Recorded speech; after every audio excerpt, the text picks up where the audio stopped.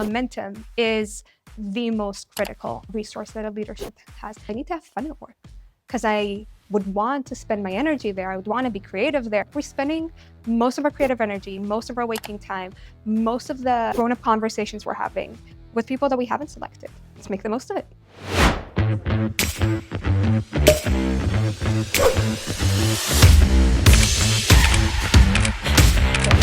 Yeah, I think that getting a promotion within the first few months is less of a promotion and more of finding the right fit.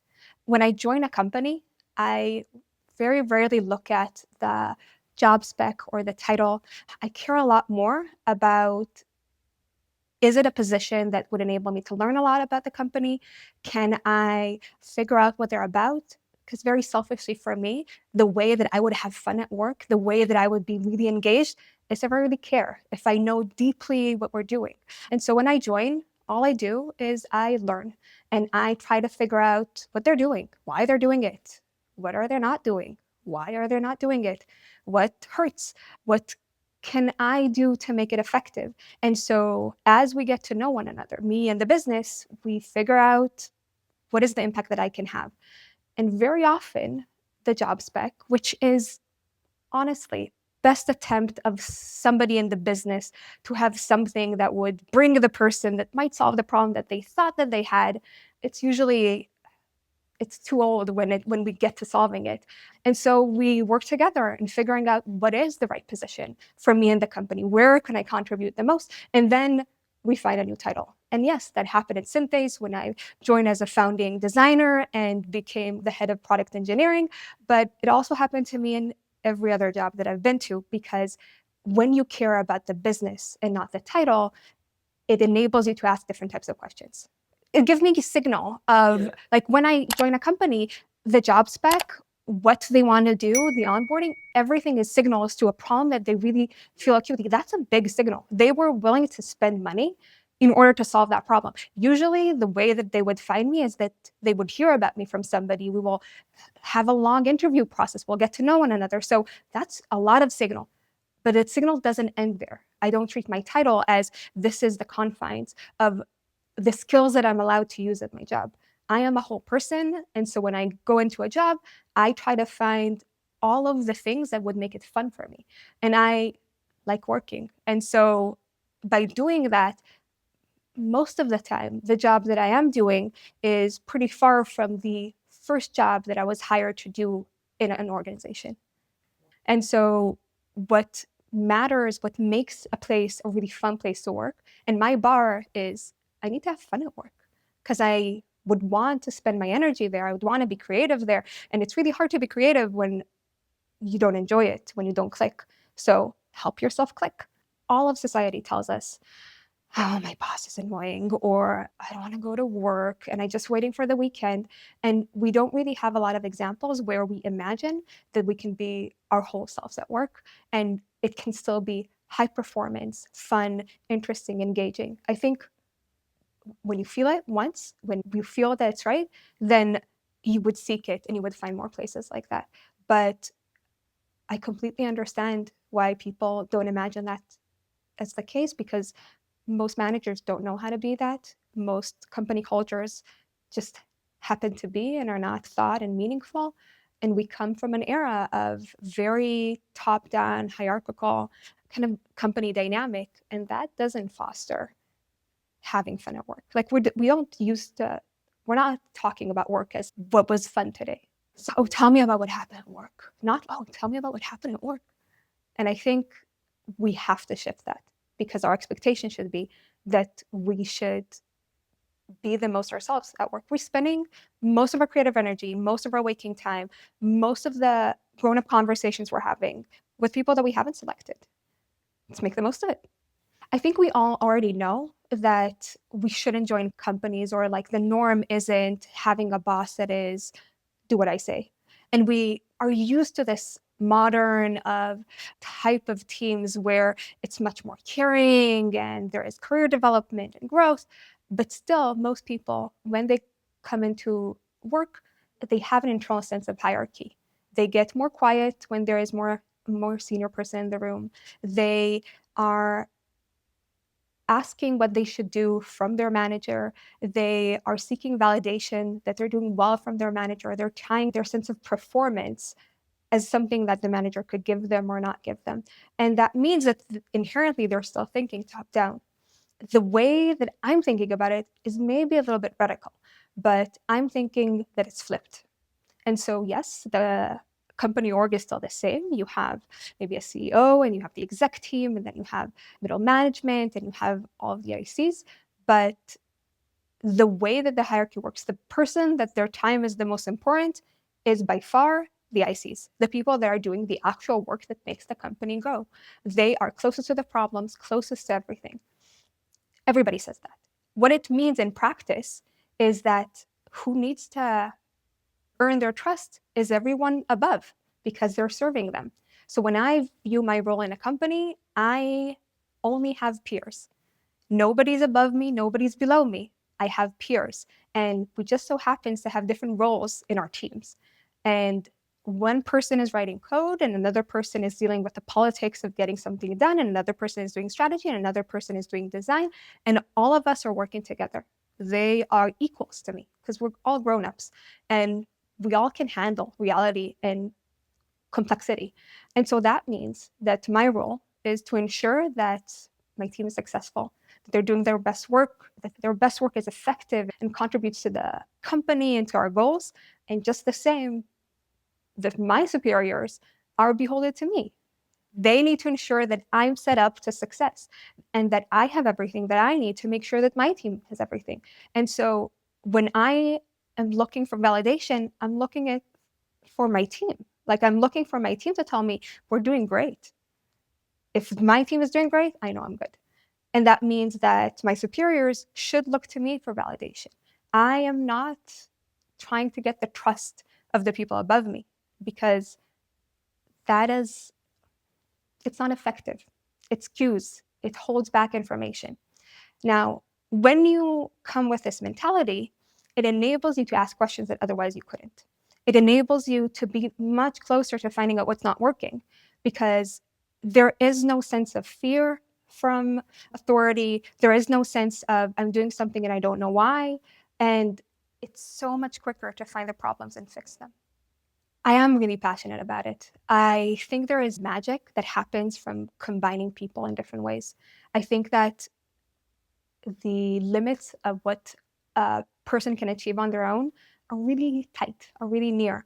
But when you combine people together, something extraordinary could happen. It can go beyond the imagination of every single person on the team. And so, what I do when I think about teams is I keep two ideas at the same time. Each individual, who they are, what they can do, what they are about, and the team as a whole. What does the team need to do? What is the health of the team? What is the problem space that the team is handling? And I try to keep solving the puzzle of what is the combination, the makeup of the team that would be best fit to tackle that problem. Do I need to make the problem smaller? Do I need to make the team bigger? Do I need to add a skill? What are the options? Now, to make a team be set up for success, I try to keep it to this rule. You shouldn't have any role that is interchangeable. So you shouldn't have any two people that can be interchangeable when they're doing something. For example, you shouldn't have, I don't know, two front-end developers, two back-end developers, a trade person and designer. When you're thinking about roles within a team, if you're confining and you're thinking about what are the things that they need to do and interchangeable, you're limiting yourself into only those skills. But in reality, a team needs to do so many more tasks than just front-end development, right? Because they need to think about what are the stories, and they need to groom them, and they need to articulate them, and they need to write the test for them, and they need to think about the use case, and they need to think about how to measure them. And that, honestly, all in the confines of a front-end developer, but also maybe other people. And so what I try to think is about the jobs. So when I think about a team, what are the jobs? And then which person can do which types of jobs? Because some people are good at one thing and not another, and you don't have to do everything on the list. And I try to make sure that for every job that needs to be done, at least two people can do it. maybe one of them is better and another one can upskill. And so there is like a sense of mentorship and dynamic between, and that the lines between what people are doing are not complete around job definitions. This helps to create a team that is interdependent in different ways. It's not transactional. Because if you're just thinking about role definitions, then you have this factory line of they do the definition, then they design, then they build it, they test it. And so none of the people are thinking deeply about the thing as a whole. But if your lines are fuzzy and they're around the things that you need to do, then you have a lot more types of relationship between the people in the team. They know each other a lot better. They know their strengths and their weaknesses a lot better. And they're all owning the purpose of what they're doing. And it also enables you to have smaller teams. And I think Google also said that productive meeting has up to 4 people. Or if you need more than 2 pizzas, no decision is going to get made. Not everything can be done in a tiny team. But I think there is attributed trying to keep it as small as possible for as long as possible, because we have a limit to how many relationships we can hold. I would love to say that I have a playbook and I go through it, but honestly, I have a few core beliefs and I just let it happen. And so the first core belief is that nobody's expecting you to be effective in your first 30 days. I never expect it from the people that I hire, and I make sure that the people that hire me knows that first 30 days, I don't know you. I don't know what the problems are. And so what I try to do is learn as much as I can. I try to understand as deeply as I can, as much of the business as I can, and be in this very lucky position. Because most of the time when we're working we have so many things that we need to worry about. Like we need to worry about our sense of authority and not to look dumb and not asking dumb questions. And we're supposed to know, and we can't benefit from not knowing, from asking silly things, from being completely new to anything. Also, you can get away with asking about topics that nobody thinks is your business, which is always the most interesting parts. And so what I do is I go with the objective of learning. I have a few tools that I do. For example, I speak to everyone. I try to be in the public areas. I try to put as many one-to-ones near and far, and I use those times to ask them as much as I can about what they do, why they do it, who they are, who they work with, what they think, who they think I should go speak to. And I keep notes. And my notes are not of the information they told me, because the information doesn't really matter. I know so little at the beginning that this is not about that, but it's more about what are the general topics that they thought were important. Did we click? Did I think that they were funny, that they can be like a good collaborator? Were they interesting? Do I have follow-up questions? Do I want to have an in-depth session about one of the things we talked about? Just things to remind me of this conversation and to help me map out the organization. And then on the back of that, I do this kind of alternative org chart. And so there is the normal org chart of who people are reporting to and where they sit. But my org chart is who do they seem like they're close with? Are a lot of people mentioning the same person to answer questions? They're a key person. Who are the key people that are in the crossroad of the different department and are really important? Who has influence?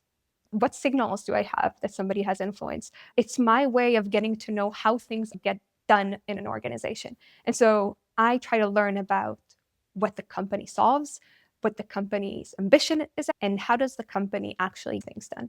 And usually, even though I try not to be effective in the first 30 days, if you try to learn, you find a lot of things that can be done, and then it gives you chances to experiment with ways of impacting, ways of collaborating with people, ways of solving things, and see, do people take to it? And so you can safely do a lot of experiments, try a lot of things, and you might be effective most of the time, but that's not the goal.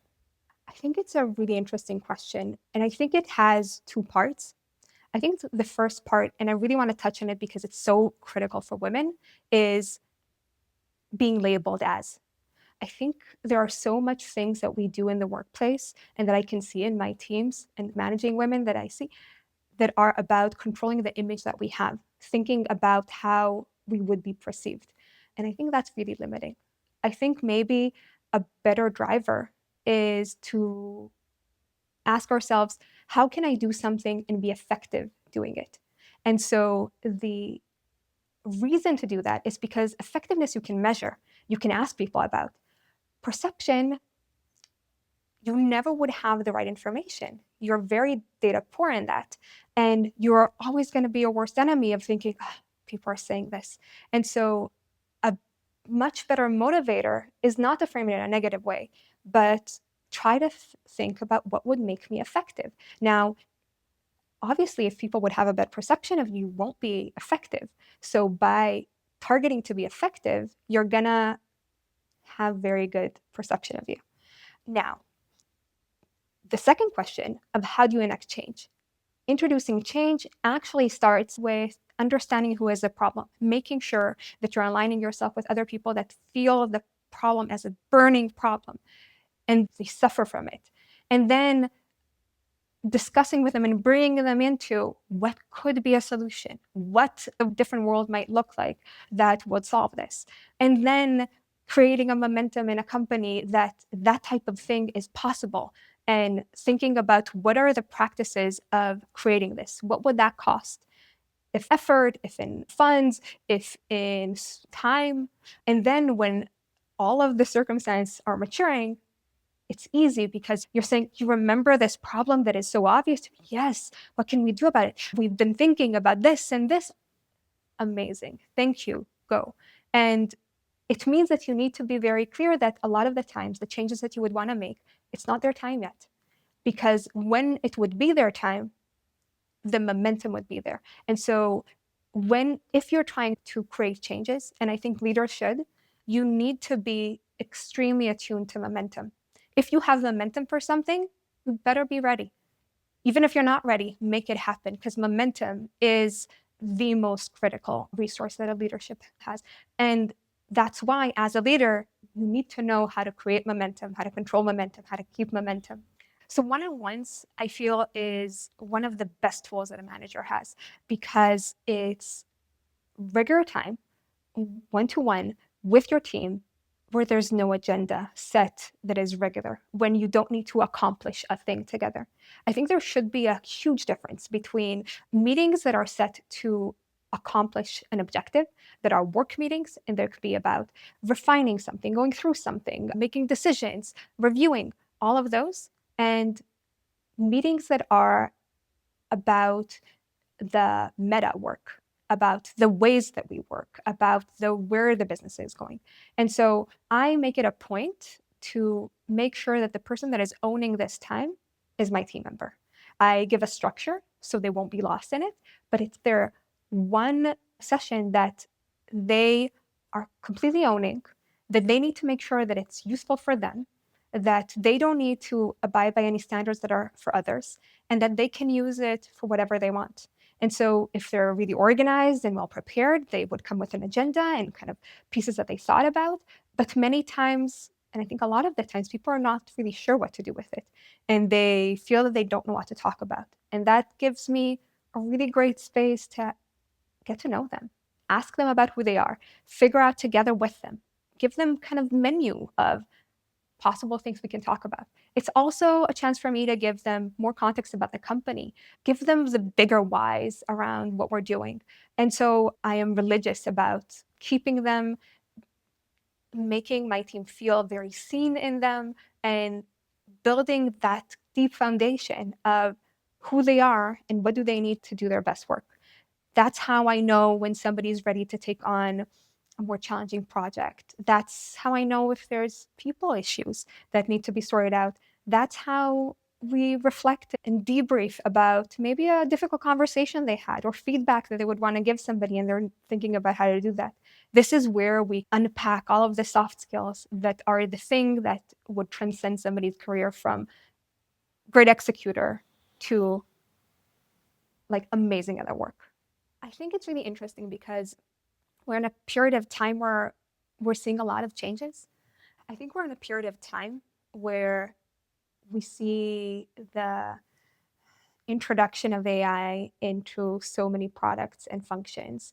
we already been changing a lot of the ways of working of product teams. Like when I started working, I remember that even the title of a product designer was actually three different positions. We had like a user experience architect, we had a UI designer, we had a UX researcher, and we had a copywriter. Like all of those people were working together.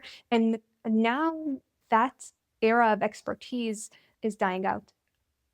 And I think that it plays amazingly well for people that are like me. I think that if you are a generalist and you are curious and you get excited and it's clear to you what is the thing that you need to do, then it's the best time because teams are getting smaller. You can dip your hands in everything and anything. You can be effective, and that becomes the norm. We're now using technology that simply was not there 3 months ago and would completely change the speed of prototyping, the speed of experimenting. What is the role of design in everything? And so it's not that I have an idea of how the new product work should look like, but I feel that we're going to lean a lot harder into generalist, product focused people that are happy to give things a go and improve as they go, rather than specialisms and transactional interactions. So I'm very excited. I think because career ladders used to be really clear, it used to be very clear that there is like a huge portion of your role, which was the craft, the specific skills that you needed to perfect. And the more you've done them, the better they got.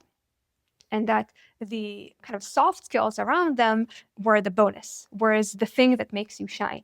And I feel that changes because the case for knowing the craft, knowing the skill isn't so much there. Like you don't know which skills are going to be replaced, but the soft skills that enable you to think about things deeply are becoming the craft itself.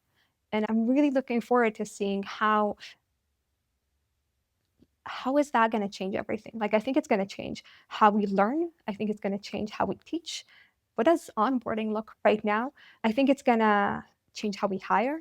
I think it's going to change how quickly we change our ways of working within the same team.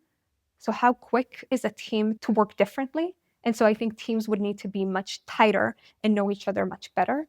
And I think people would have much less opportunities to learn from observation, which is the one area that saddens me the most, because I think there's something about seeing good work happening, observing, being witness to high quality, to high performance, that ingrains in you those as puts the bar where it should be. It teaches you a lot. It lets you fail safely. And I'm keen to see how do we create that in this new world. I come from a neurodivergent family, and that means I see it as normal. Like I see having brains that are not the same and that are very opinionated in what we can do and not do and how to work with them in order to do stuff instead of against is normal. And so my ADHD became my first teammate. It became my partner in figuring out how are we going to achieve anything in life. I needed to figure out what are the things that are really hard for it and what are the things that it does like super easily.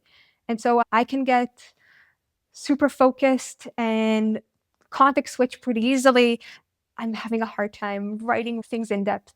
I am used to observing what are the limitations and what are the strengths of the different people around me and inventing together very contextual systems that would make them not worry so much about the things that are hard and focus on the things that are easy. And it taught me to look for strength. It also taught me that nothing works forever. It's all very contextual. And so every time something changes, I need to reinvent a system. Sometimes it's a new way of doing to-dos, and sometimes it's new ways of thinking about something. But in essence, I got a lifelong training course of how do you organize and operationalize effective work in order to achieve what you want to achieve, assuming everybody has great intentions, but human limitations. And that is the core of everything I do. When I was a UX designer, that's the core of finding user problems and figuring out what makes it easier for them.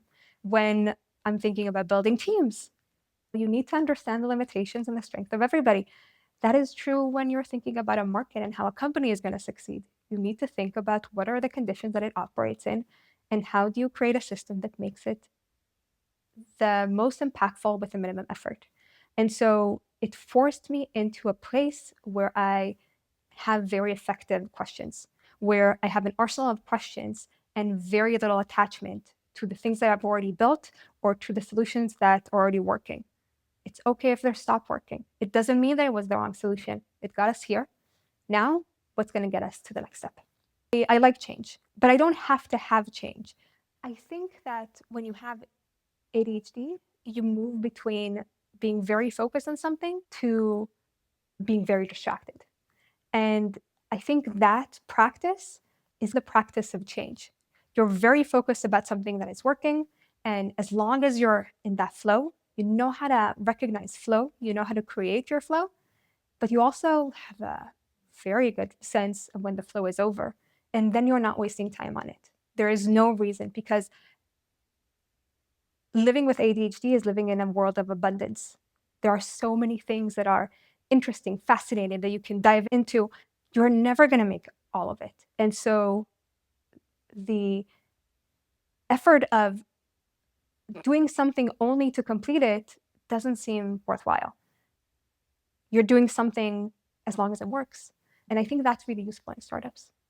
When I was a little girl, I talked to my dad, and I remember asking him, because he moved the country and he migrated, and I've asked him if he has any regrets.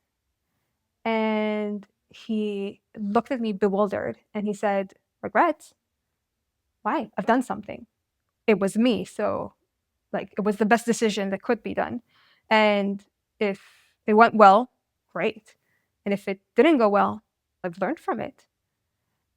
And so there isn't a use case where there is no failure. I don't have the concept of failure. If you would ask me, tell me about a time that you failed, I would find it difficult because I don't frame anything as failure. It doesn't mean that everything I do is successful, but it means that my objective most of the time is learning and solving problems. And a problem that I haven't solved is always yet. And so by not framing failure, I am not fearful of failure.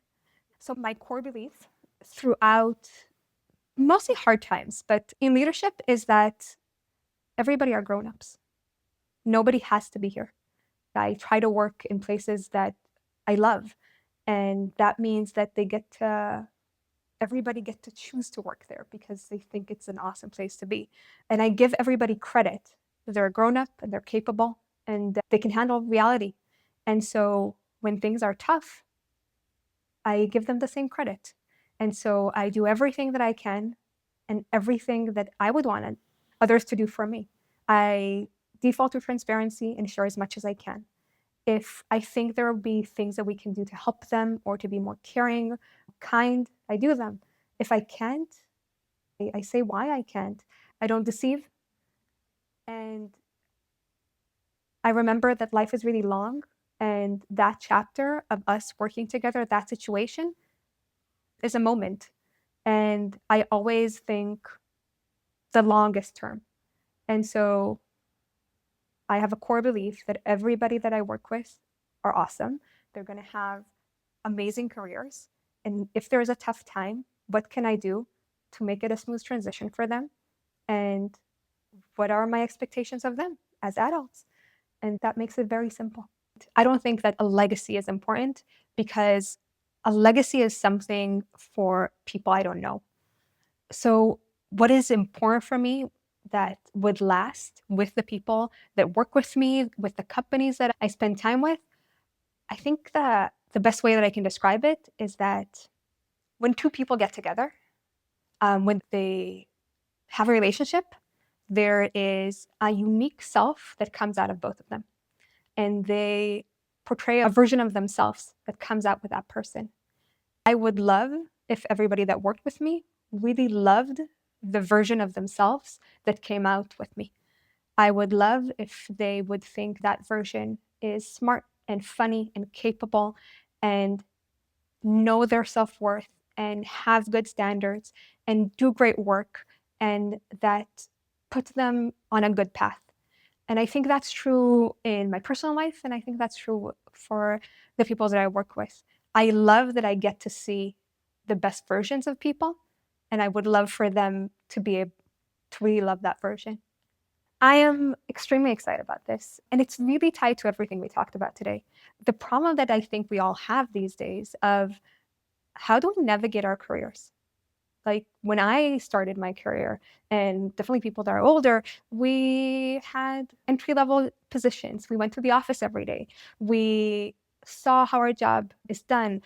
It was pretty clear from a manager's, you need to do these things in order to get ahead and become more senior. And if you weren't as generalist as me, you have a lot of things that you can rely on to give you signals that you're heading in what are your options. But the workforce is changing and has been changing for many years. And with the momentum now with AI, it's only going to become more acute. I think we are already seeing this epidemic of loneliness, of people feeling really alone in front of what it means to be an adult. What can I do with my work? Am I supposed to feel that it's the best thing that ever happened and I'm fulfilling myself and my destiny? Or is it just a job? How do I get more senior? Is it okay to coast? Is it not? How can I ask for help? What are the options? Is my job going to be safe? Actually, do I need to learn new things? And so my goal is to help people not feeling so alone when they're navigating their career, is to help them be part of the village, part of a community that surrounds them that they can grow with, that would urge them to do their best work, to be able to accomplish everything they want to accomplish, which means that I want to help them connect better with their network. I want to help them reflect about their career. And I want to give them the type of things that you would get from a really great manager. Even if you don't have a great manager and you're starting to work remotely and the team is really tiny and the actual work that you're doing is changing every day, I want to give you the tools to be a super networker and a super communicator and to hold your hand as you go through your career. How does that look like? So it's an AI companion that is in you, in the trenches, in the conversations you're having, in your thoughts about the everyday, that knows your relationship and it helps you use your relationships better, that can suggest who you can ask help from, that can reflect with you about the conversations you're having, that can help you prep for the important conversations you're going to be having. Sometimes it's with your manager, sometimes it's an interview that can be with you in the big moments of your career, but maybe also the small ones, can nudge you in the right direction. I think that if we're looking a few years ahead, we're going to be a lot more comfortable with the reflective cycle that people would be doing with AI. And I think that having a career AI companion that is in your corner and knows you deeply and is dedicated to making you succeed, that is partnering with you in creating your career, can be really powerful. The core belief is that so much of the core data that it would consume is the content of your conversations. And so that can be integrating to everywhere that you're having your conversations, may it be emails or WhatsApp or X or Blue Skies. And also, a lot of your conversations are going to be recorded. There's so many AI recorders and note takers. And I think we're going to be a lot more comfortable with having AI as a silent partner that listens in. And so by having the in-depth information, the context about what you're talking about, how you're thinking about things, how are you asking things, what is the level of closeness that you have with your relationships and your network, it can offer you things that are extremely tailored to you, not only as an output and an action items after one meeting, but as a way of thinking of what can be helpful to you as you're navigating your career, as you're making a decision of, if I want to be a CTO, what am I lacking? Do I still need to learn? Who can I learn it from? And I think we can do a lot more. We can use the people that we know a lot better. But a lot of the times we don't know that it's an option and we don't know how to do it. And so we're going to target these first. Right now, what we're doing is we are creating a kind of a invite-only playground where we're doing tons of experimentations with different experiences and different needs. We're trying to find kind of the right use case to start off with. We are really building every day. And so I can't say when we're going to release it, but people can definitely follow me on LinkedIn and be sure to join our wait list and watch this space. Sorry, so not things, seriously. It's calmer than I thought. Yes.